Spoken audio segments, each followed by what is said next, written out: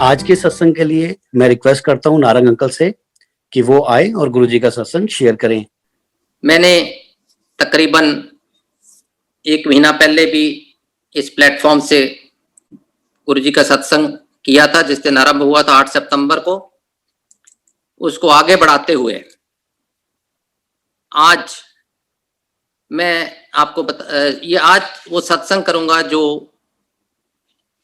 मेरे बेटे का स्टडी के लिए बाहर जाने के बारे में गुरुजी की ब्लेसिंग कैसे मिली। संगत जी, हमारा एक ही बेटा है और एक ही बच्चा है। जब उसने 12th पास की तो उसका बहुत दिल था कि वो अब्रॉड जाके अंडर ग्रेजुएट करे। हमारा कुदरती बात है ऐसा दिल नहीं था, क्योंकि एक ही बच्चा है, खास करके मेरी वाइफ का, मां को होता है बच्चा पास ही रहे। हम इस दुविधा में चल रहे थे कि क्योंकि आपको पहले जैसे मैंने बताया कि मैं गुरुजी को मई 2001 में सबसे पहले मिला, फिर जुलाई में मेरी वाइफ, मेरे आंटी और मेरा बेटा मिले, और 2001 में ही उसको स्टडी पे जाना था। हम पूना से ट्रांसफर होकर चंडीगढ़ आए थे। डिसीजन लेने में मुश्किल हो रही थी और गुरुजी पे अभी विश्वास होना शुरू हुआ था। डिवोट भगत नहीं अभी तक बने थे, लेकिन एक दिन ऐसे ही एक फंक्शन पे मेरी वाइफ ने इम्प्रॉप्टो गुरुजी से पूछ लिया, कोई घर में डिस्कशन नहीं थी, कोई सलाह नहीं थी, एकदम पूछ लिया, गुरुजी मेरा मुंडा बाहर पढ़ जाना चाहता है, भेज दवा के ना। एंड प्रॉम्प्टली गुरुजी ने रिप्लाई दिता, हाँ भेज दो, इनको मैनू मिल के जाएगा। जदों गुरुजी ने यह कह दिता कि भेज दो तो मैनू मिल के जाएगा, ते कुदरती गल है ये एक फैसला हो गया। जब फैसला हो गया तो उसके बाद कोई गुंजाइश ही नहीं बची। अक्टूबर के महीने में इसको स्टडी के लिए बाहर जाना था। इसकी एडमिशन एक यूके यूनिवर्सिटी में हुई थी, और जब वो वहां पे पहुंचा, जब जाना था तो गुरुजी के हुक्म के मुताबिक कि मेरे को मिलके जाएं, हम चंडीगढ़ पोस्टेड थे, चंडीगढ़ से दिल्ली गए और शाम को गुरुजी को मिलने, उनके दर्शन करने, उनकी ब्लेसिंग लेने एम्पायर स्टेट गए। जब पहुंचे, मत्था टेका, तो मैंने कहा गुरुजी बेटा आज रात की फ्लाइट से लंदन जा रहा है। उन्होंने कुछ नहीं कहा, ना हूं ना हां। उन्होंने कहा अच्छा बैठो। हम बैठ गए, चाय प्रसाद आया, चाय प्रसाद ले लिया, फिर लंगर प्रसाद आया, लंगर प्रसाद ले लिया। क्योंकि हम बिल्कुल नए थे और इतनी नॉलेज नहीं थी वहां के बारे में, वहां की मर्यादा के बारे में। हमने सोचा शायद गुरुजी ने इसीलिए बुलाया था कि चलो लंगर प्रसाद लेके जाएं, मेरी ब्लेसिंग लेके जाएं, बच्चा लंदन। हम इसी में खुश थे कि चलो हम आ गए, चाय प्रसाद हो गया, लंगर प्रसाद हो गया, गुरुजी के दर्शन हो गए। उस समय ये गुरुजी के मंदिर में उस समय का यह तरीका था कि गुरुजी सिंहासन पे 7 से 9 या 2-2.5 घंटे बैठते थे, और जब लंगर शुरू होता था तो गुरुजी अपने कमरे में चले जाते थे, और फिर अपने कमरे में जाके गुरुजी अपनी ड्रेस चेंज करके बाहर आते थे। ये हमें बताया गया था कि गुरुजी अभी फिर बाहर आएंगे और तब तक वेट करना और उनसे इजाजत लेके ही जाना। उतनी ही देर में एक सेवादार अंदर से आया और उन्होंने बोला, नारंग अंकल के बेटे को गुरुजी ने अंदर बुलाया है। तो हम सब जब जाने लगे तो सेवादार ने कहा, नहीं गुरुजी जिसको बुलाते हैं सिर्फ उसी को अंदर जाना होता है, तो फिर मेरा बेटा गुरुजी के बुलावे पे गुरुजी के कमरे में गया। गुरुजी ने उसको आशीर्वाद के रूप में एक ऐसी चीज दी जो वो खुद उनके अपने शरीर पे यूज की हुई, अपने जिस्म पे जरूर की हुई, यूज की हुई, और बोला बेटे ये मेरा आशीर्वाद है तेरे को, इसको संभाल के अपने पास रखना, तू जब भी मेरे को याद करेगा मैं तेरे साथ रहूंगा।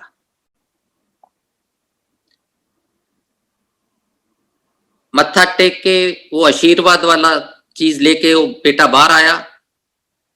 उतनी देर में हमारा फ्लाइट का टाइम भी हो रहा था, हम लोग एयरपोर्ट के लिए निकल गए। उसने हमें रास्ते में बताया कि गुरुजी ने ऐसे ऐसे मेरे को ये चीज दी है, कहा है अपने पास रखना और जब भी याद करोगे मैं तेरे साथ हूं। अब ये चीजें सुनने में तो बहुत अच्छी लगती हैं, लेकिन अगर जब तक विश्वास ना हो बड़ी अजीब भी लगती हैं। पर उस समय एयरपोर्ट जाते जाते मेरी आंटी ने मेरे बेटे को एक एडवाइस दी, बहुत खूबसूरत एडवाइस थी। मेरा ऐसा मानना है कि वो भी गुरुजी की मेहर थी जो उनके दिमाग में वो चीज आई। उन्होंने कहा बेटे जब आप जाओगे हॉस्टल में एक कमरा होता है क्यूबिकल, उसके अंदर एक ही कबर्ड होती है, तो आप तो उस कबर्ड में ही अपना सारा सामान रखोगे, लेकिन जहां पे आप गुरु नानक जी की फोटो रखोगे, क्योंकि हम सिख धर्म से हैं, प्लस गणेश जी की फोटो रखोगे, क्योंकि हम 15-20 साल बंबई पूना रहे हैं तो गणेश भगत हो गए, उसके साथ ही ये गुरुजी की दी हुई अमानत भी रखना। कारण ये कि जब भी तुम सुबह उठोगे आप गणेश जी के, गुरु नानक देव जी के दर्शन करोगे तो साथ ही गुरु जी के दर्शन भी हो जाएंगे, उनकी ब्लेसिंग मिल जाएगी। अगर ये अमानत सूटकेस में रह गई तो भूल भी जाओगे और फिर इसकी रेलेवेंस भी नहीं रहेगी। बच्चे ने फौरन माना कि अच्छी सजेशन है, उसने जाके ऐसे ही किया। अक्टूबर के एंड में कोर्स शुरू होता है, आंटी भी गए थे छोड़ने लंदन उसको, वो छोड़ के वापस आ गए। दिसंबर में क्रिसमस ब्रेक में बच्चा छुट्टियों पे इंडिया आया। इसको थोड़ा ब्रोंकाइटिस का प्रॉब्लम लग रही थी क्योंकि मदर को भी अस्थमा था, इसको भी हमें लगा कि अस्थमा के इंडिकेशंस या लक्षण ना हो। पूरे टेस्ट वगैरह कराए और गुरुजी की मर्जी और मेहर के मुताबिक फिर इसको जनवरी में हमने वापस स्टडी के लिए भेज दिया। जब ये लंदन में था, जब ये यूनिवर्सिटी वापस ज्वाइन किया, तो एक दिन इसको बहुत सीवियर अटैक हुआ ब्रोंकाइटिस का, और you can call it asthma का, क्योंकि ये लैंकास्टर यूनिवर्सिटी में था which is close to Scotland, north of UK, और वहां पे -20 -22 डिग्री टेम्परेचर हो जाता है, इतनी ठंड हो जाती है। और इसका अटैक इतना सीवियर था कि इसको सांस लेनी मुश्किल हो रही थी। इसने घर के जहां मम्मी के दिए सारे टोटके यूज किए, whether it was homeopathy, whether it was home remedy, whether it was Deriphyllin medicine और इनहेलर, एवरीथिंग ही ट्राइड, लेकिन सांस नॉर्मल नहीं हो रही थी और बहुत ब्रेथलेसनेस हो रही थी, बहुत मुश्किल में था। He was about to call an ambulance to go to the hospital.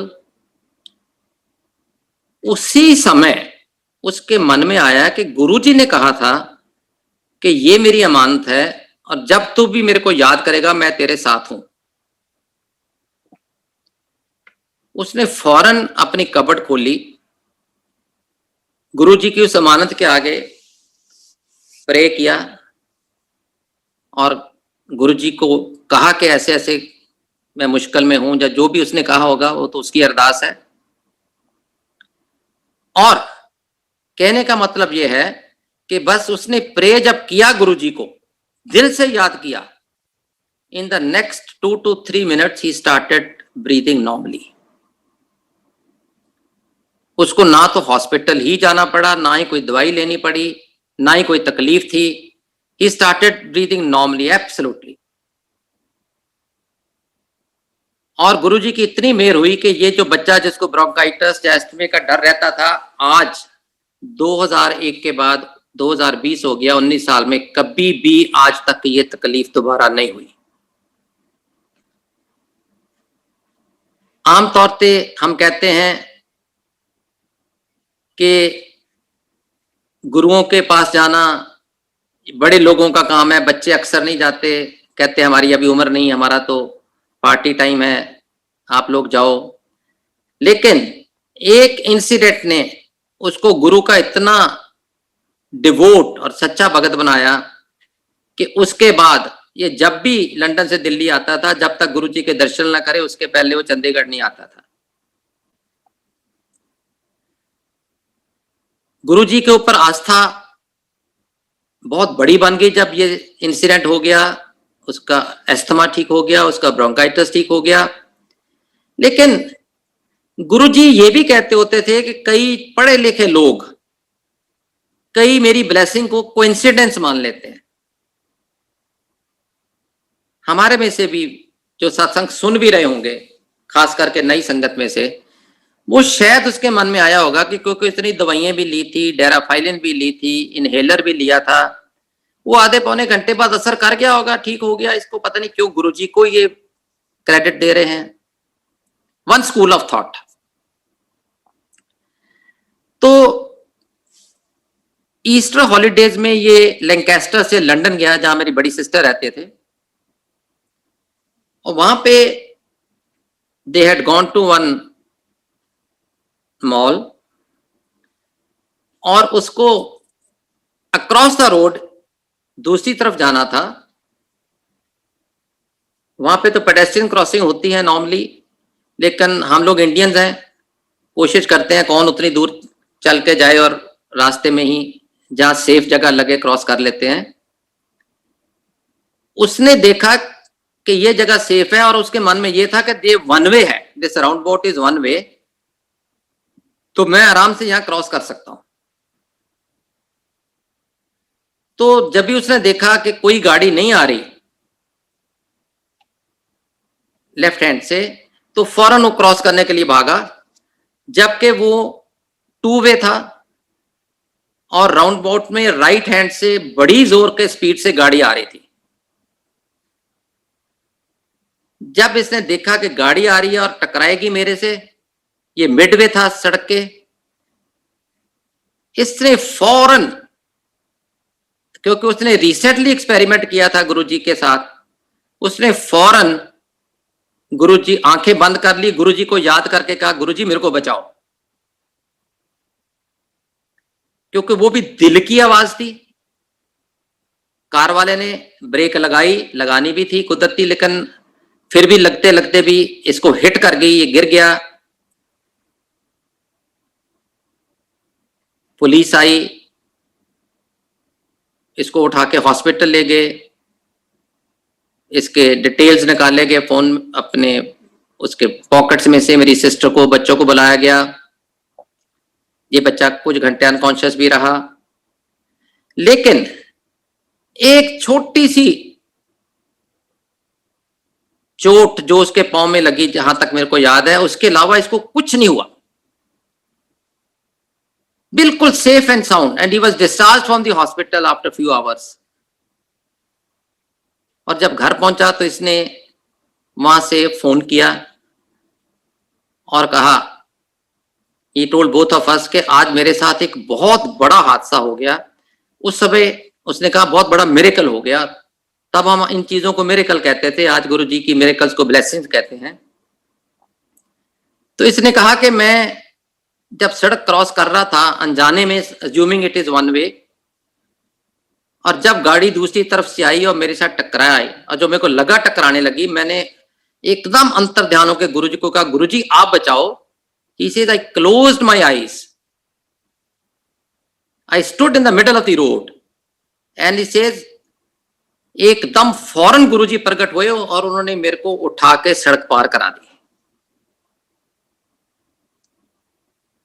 अब ये बड़ा एक अजीब सा सुनने में हादसा लगता है, लेकिन बच्चे ने क्योंकि एक्सपीरियंस किया और अपना बच्चा में कह रहा है, there is no reason for us to doubt the statement.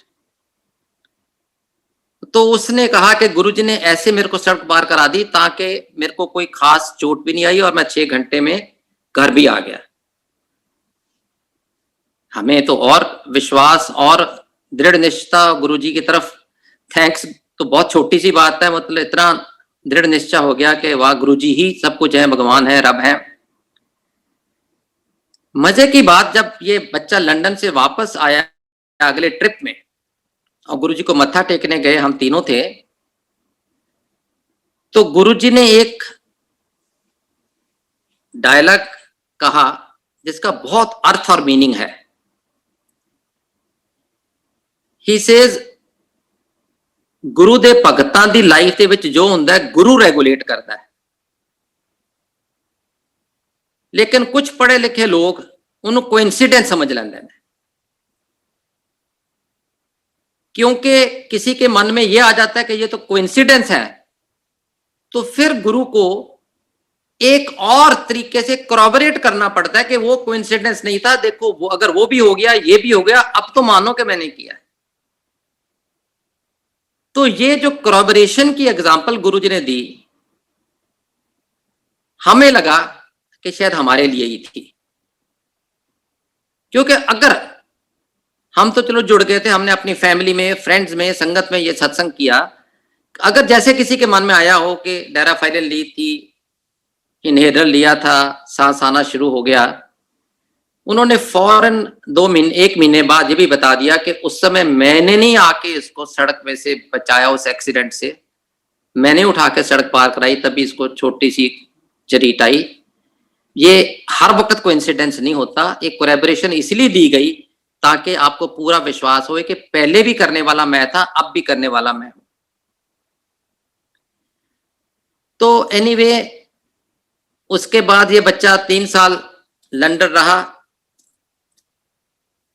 पूरी अंडर ग्रेजुएशन की, गुरुजी की मेहर से उसको वहीं जॉब भी मिली, फिर वो रहा 2-3 साल, और लेकिन वो लंदन जाके भी गुरुजी के साथ उतना ही जुड़ा रहा जितना वो इंडिया में था। हमेशा गुरुजी के साथ उसने बात करने की कोशिश करना, जहां गुरुजी के साथ गुरुजी के बारे में पूछना, जब आना गुरुजी को मिलना, और एक होता है बचपना, वो एक बिल्कुल बचपने की स्टेज है। मेरे को अभी तक याद है कि गुरुजी का जन्मदिन था 7 जुलाई का, और गुरुजी अपने सिंहासन पे बैठे हुए हैं, संगत आ रही है, जा रही है, कुदरती बात है, जन्मदिन पे काफी रश होता था। इसका शाम को लंदन से मेरे को फोन आ गया, मोबाइल नए नए आए थे, मोबाइल पे फोन आया, पापा कहाँ पे हो? मैं क्या मंदिर में हूँ। गुरुजी किधर है? मैं क्या वो सिंहासन पे बैठे हैं।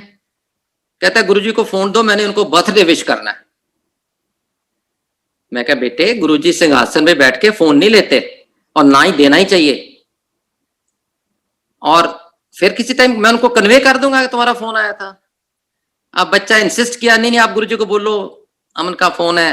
अब मैं पास ही खड़ा था, गुरुजी के दूर नहीं था, और मैंने ऐसे गुरुजी को जाके कान में कहा, मैं क्या अमन का फोन है, आपको विश करना चाहता है। ही सेज कमला आना हुए थे, उन कमले ने कहो जो तो सिंहासन से बैठे हुए थे, फोन नहीं लई रहा, पर एनीवे हुण दे दे, मैं घट्टो घट एक बार अज ते गल कर ला। So this was probably the only time I have seen Guruji talking to somebody while sitting on Singhasan on phone, and Aman was only wanting and wishing a happy birthday, क्योंकि गुरुजी को पता था कि उस बच्चे से मैं 1 मिनट आधा मिनट भी बात कर लूंगा तो उसको कितनी शांति और चैन मिलेगा, वो which cannot be imagined or expressed in words।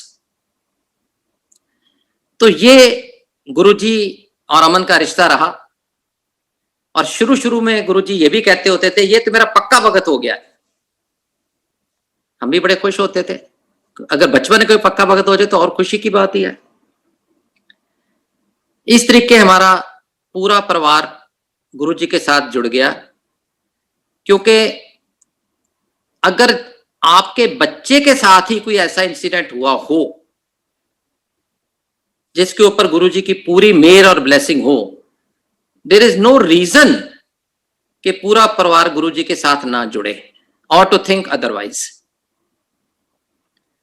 तो गुरुजी के साथ हम पूरे जुड़े, और ये तो बात है 2001 की। और उसके बाद लंदन में जब मेरा बेटा वहां पे था, उस समय भी कई ऐसे इंसिडेंट हुए जिसमें उसने गुरुजी को याद किया और गुरुजी के बारे में पूछताछ करता रहा। 2007 में जब गुरुजी ने महासमाधि ली, तब भी मेरा बेटा लंदन में था, वो उस समय जॉब में था। अब गुरुजी की करनी देखो, हमने फैसला किया कि बच्चे को अभी नहीं बताएंगे कि ऐसे ऐसे गुरुजी ने महासमाधि ले ली, वो बहुत अपसेट हो जाएगा, और एकदम हम उसको हौली हौली बताएंगे कि गुरुजी बीमार हैं, कुछ ऐसे हैं, जो भी हमारी नॉर्मल ह्यूमन थिंकिंग होती है। तो मैं कानपुर में पोस्टेड था, आंटी चंडीगढ़ में थी, बेटा लंदन में था। खबर आई गुरुजी की महासमाधि की, हम दोनों तो पहुंच गए दिल्ली। अब इसको नहीं बताया हमने उस दिन, और देखो उसी शाम को इसका फोन आ गया बेटे का कि पापा मैंने सुना गुरुजी ने महासमाधि ले ली। मैं कहा तेरे को किसने बताया? कहता है मेरे उस लंदन में उस यूबीएस ऑफिस में एक अंकल काम करते हैं, उनके इन-लॉज गुरुजी के भगत हैं, उन्होंने उनको मैसेज दिया तो मेरे को मिला है। तो मैं तो बड़ा ही हैरान हो गया कि इसको तो पता लग गया। मैंने कहा हाँ बेटे, है तो फैक्ट। ही सेज पापा मैं फिर सुबह की फ्लाइट लेके आऊं, अब मेरा दिल कर रहा है मैं फ्लाइट लेके आऊं। तो मैंने कहा बेटे आप इतनी दूर से जब तक तुम आओगे, यहाँ पे तो क्रिमेशन भी हो गई होगी, और तुम वहीं बैठ के कहीं पे गुरुजी को याद करो। और मेरे को याद नहीं, मेरी वाइफ ने या किसने कहा कि गुरुद्वारे जाके मत्था टेकाओ और गुरुजी के बारे में प्रे करना। उस दिन मेरे लड़के ने अपने फ्रेंड्स के साथ कोई पार्टी रखी होती है, जैसे होती है रूटीन में फ्रेंड्स की यंग एज में, ये उसने कहा कि चलो उस पार्टी पे नहीं जाते, तो पहले वो शेफर्ड बुश वहीं गुरुद्वारा है लंदन में फेमस, वहां पे ये मत्था टेकने गया। और मत्था टेकने के बाद इसने प्रे की ऑब्वियसली गुरुजी के बारे में। अब उसने सोचा कि आज मैं पार्टी तो चलो फ्रेंड के साथ जाके नहीं कुछ लूंगा, ड्रिंक या जो भी डिनर, लेकिन एटलीस्ट उनको जाके मिलूंगा, क्योंकि सबके साथ फिक्स किया होता है पुराना। और वो जब शेफर्ड बुश मत्था टेक के बाहर आया गुरुद्वारे से, तो कहता है सडनली मेरे कान में गुरुजी ने ऊंची सारी क्या लंगर खा के जाई। कहते मैं तो हैरान हो गया, ये आवाज कहां से आई। लेफ्ट राइट पीछे आगे सब देखा, कोई उसके पास नहीं, कोई खड़ा नहीं, और कहता है आवाज तो गुरुजी की थी। बड़ा चौंक सा गया, और उसको फिर दोबारा आवाज आई लंगर खा के जाई। वो लंगर हॉल में चला गया, वहां पे जैसे सिख मर्यादा में चटाइयां बिछी, जैसे हमारे गुरुजी के आश्रम में भी नीचे बैठ के लंगर खाते हैं, वो उस चटाइयों में जाके बैठ गया। वो चटाइयों में कभी कोई दाल गिर जाती है, कोई सब्जी गिर जाती है, इधर उधर थोड़ी साफ जगह ढूंढ रहा था कि कहाँ बैठूं। तो फौरन कहता है, फिर गुरुजी ने कहा इत्थे बह जा, बहुत इधर उधर ना देख। वो बैठा, उसने लंगर खाया, फिर अरदास की, फिर मत्था टेका।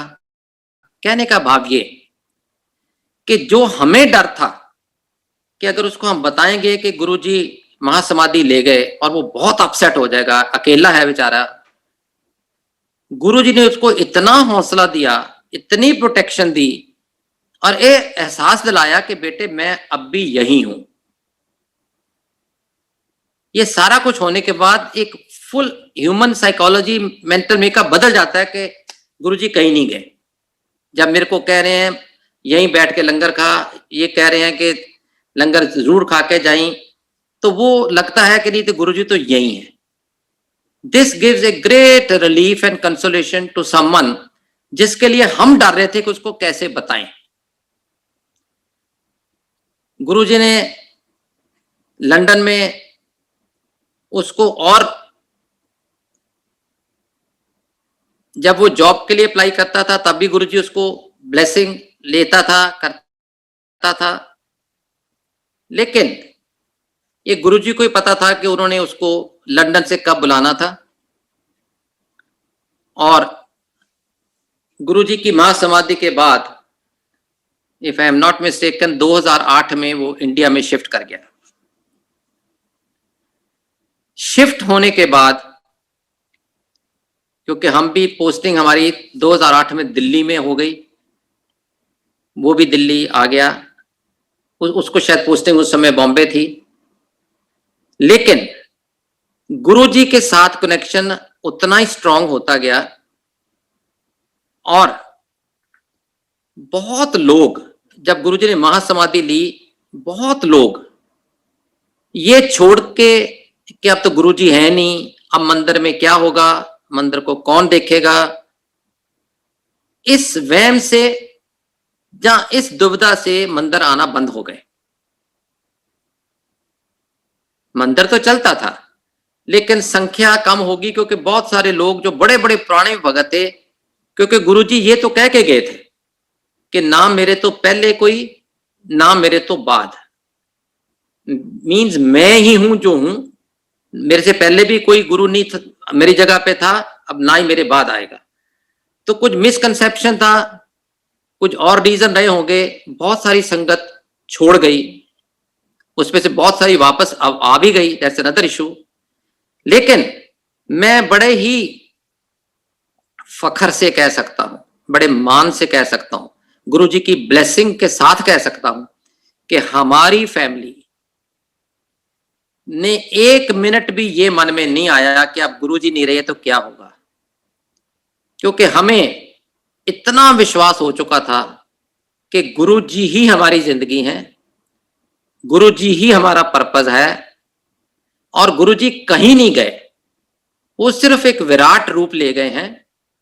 क्योंकि गुरुजी कहते होते थे कि जब मैं ये जिस्मानी रूप में आया हूं तो मेरे को बड़ी मुश्किलें झेलनी पड़ती हैं। कई दफा हमने देखा गुरुजी मंदिर बैठे, सडनली है एकदम शिवर करके, ट्रेम्बल करके लाल हो जाते थे और बड़ी शक्ल से ऐसे लगता था कि पता नहीं क्या हो गया। और कुछ दिनों के बाद या 2 दिनों बाद अगले नेक्स्ट ट्रिप पे पता चलता था कि किसी का ब्लड कैंसर था, गुरुजी ने अपने ऊपर ले लिया, वो ठीक हो गया। और वही टाइम था जब गुरुजी ने अपने ऊपर लेके ये दुविधा ली। और ये सब चीजें देख के जरूर लगता था कि गुरुजी लोगों के दुख लेते हैं अपने ऊपर, लोगों की मुश्किलें लेते हैं, तकलीफें लेते हैं। लेकिन एक विश्वास था कि गुरुजी गए कहीं नहीं, सिर्फ जिस्मानी रूप छोड़ा है, और अब क्योंकि वो विराट रूप में आ गए, अब जितने मर्जी लोगों के तकलीफें लें, जितनी मर्जी से उनकी बीमारियां लें, हमें तो दिखाई नहीं देगा, लेकिन वो उनकी सहनशीलता जो है हजारों गुणों बढ़ गई है। इसीलिए अगर उस समय के अगर आप सत्संग सुनो,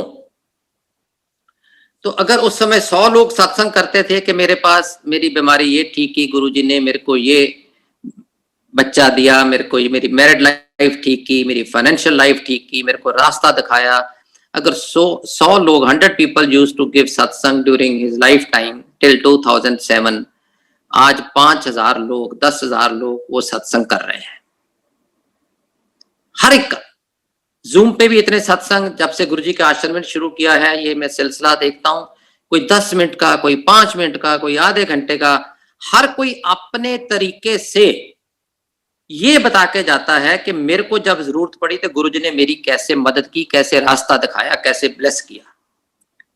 तो ये एक बहुत बहुत ही बड़ी चीज है जो हम सबके लिए जरूरी है जानने के लिए, सीखने के लिए, कि गुरु कहीं नहीं गया, गुरु जी यही हैं। हर सत्संग में गुरु जी मौजूद हैं। अगर आपके घर में सत्संग हो रहा है तो गुरु जी विराजमान है, और गुरु जी हर एक को जरूरत के मुताबिक, लोड के मुताबिक, टाइम के मुताबिक रास्ता भी दिखाते हैं, ब्लेस भी करते हैं। हम ह्यूमन बीइंग हैं, हमारी चाहते बहुत होती है, हमारा दिल करता है हमारे मन में जो आए दबादब पूरा हो जाए। हमारा दिल करता है कि हमारे ऊपर अगर तकलीफ आई तो गुरु जी 24 घंटे में ठीक कर दें। वो एक कर्मों का खेल है, उसके बारे में फिर कभी सत्संग किया जाएगा डिटेल में। लेकिन फैक्ट ये है कि आज हम इतने ब्लेस्ड हैं कि गुरु जी की संगत जो है वो इतनी मल्टीप्लाई कर गई, लाखों में चली गई। और ये खुशी का दिन, मुबारक का दिन कि घर घर में सत्संग हो रहे हैं, घर घर में लोग गुरु जी के साथ जुड़ रहे हैं। And over and above government की पॉलिसी को मद्देनजर रखते हुए परसों 19 तारीख सोमवार से गुरु जी का आश्रम दर्शनों के लिए खुल रहा है। जय गुरु जी।